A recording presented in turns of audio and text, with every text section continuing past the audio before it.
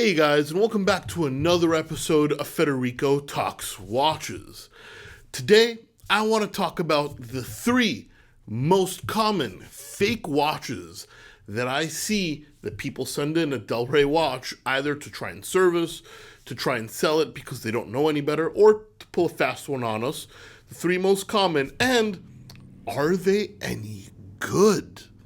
All that and more in today's episode. Now, of course, before we get started, customary wristwatch check. Today I'm wearing my Panerai 5296G. Did I say Panerai? I meant Patek 5296G with the sector dial. Absolutely loving this one. I was actually just working on a Panerai. I still have it pulled up on my screen, hence the Freudian slip.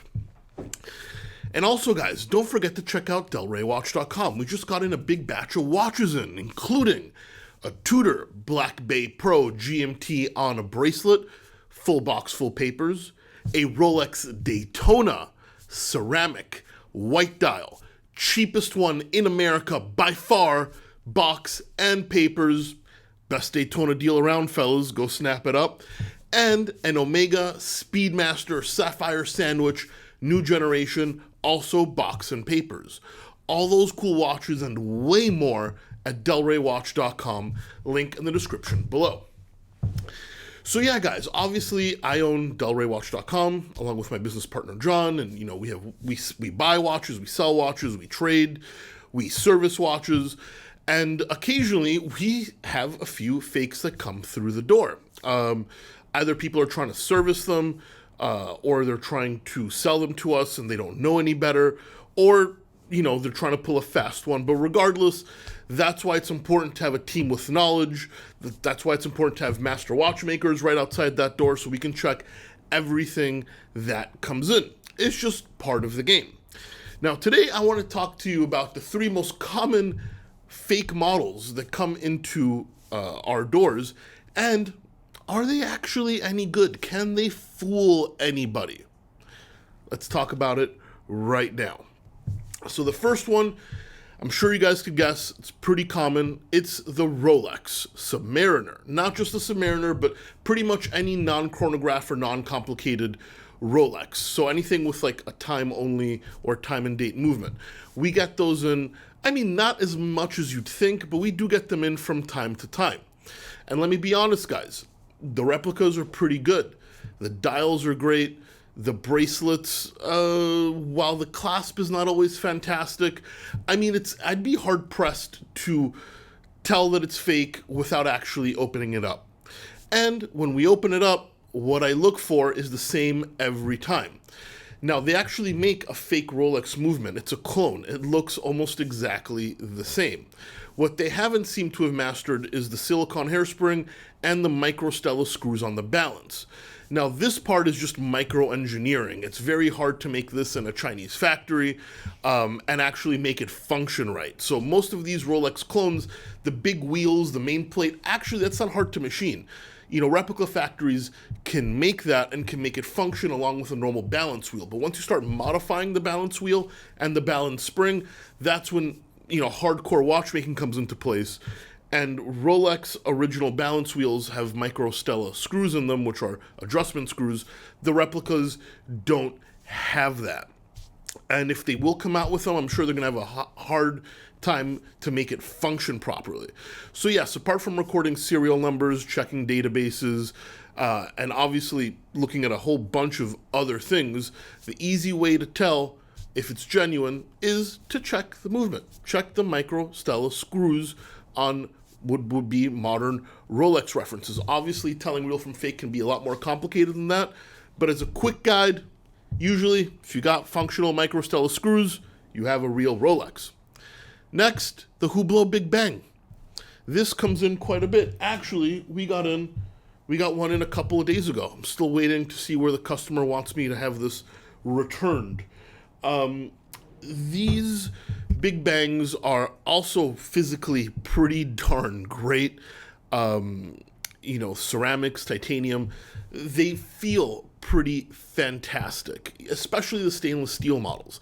And they're pretty hard to tell real from fake because even though they've got a see-through case back, most Big Bangs use a version of the 7750. And there's an Asian 7750 clone, which looks pretty darn good.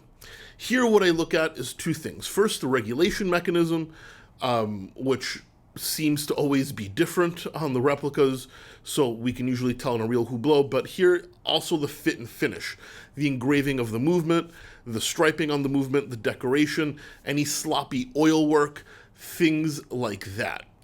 Also, we look for the stamping on the movement, but generally between the regulation mechanism and the decoration of the movement, pretty easy to tell real from fake if you're a trained eye and you have watchmakers, so not a whole lot to worry about there. So guys, as you can see, Rolex, pretty decent fake until you open it up. Hublot, fantastic fake, even if you do open it up. But the next one is kind of hilarious and pretty ingenious. AP Royal Oaks. Now, this one's kind of funny. Now, physically, they look okay. Obviously, the AP is a more intricate case, has bevels, stuff like that. So I can usually tell something's not right just by looking at the case, but you can really tell by looking at the movement. Now, the AP movement is a lot more complex than the Rolex movement. Also, AP is in less demand than Rolex, so the replica factories haven't come out with an AP replica movement yet. What they tend to do now is they have like an ETA movement underneath, and then they glue on top the fake bridges of an AP movement, and they put like an AP replica rotor.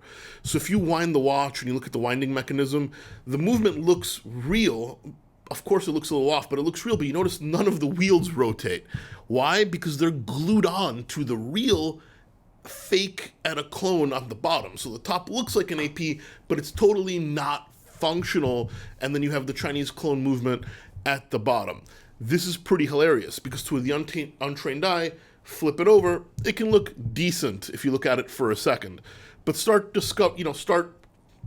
investigating further, and yeah, it really does not add up at all. Now, also old APs had differences with the date wheel, position on the dial. Obviously, the dial decoration, the kind of like lines in it are also pretty hard to fake. So I can say the AP replica is actually pretty bad, to be honest. The metal work is decent, but the rest of it doesn't hold up at all. So pretty easy to spot a fake from a mile away. But yeah, the three most common: Rolex, Hublot, and AP. Rolex, pretty decent replica until you open it up. Hublot, pretty hard to spot. You got to do your work. AP ain't fooling anyone.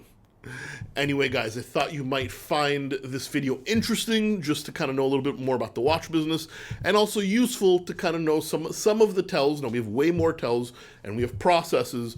Telling real from fake is more complicated than that, especially when you're dealing in business, because reputation is everything, and we do not sell fake watches.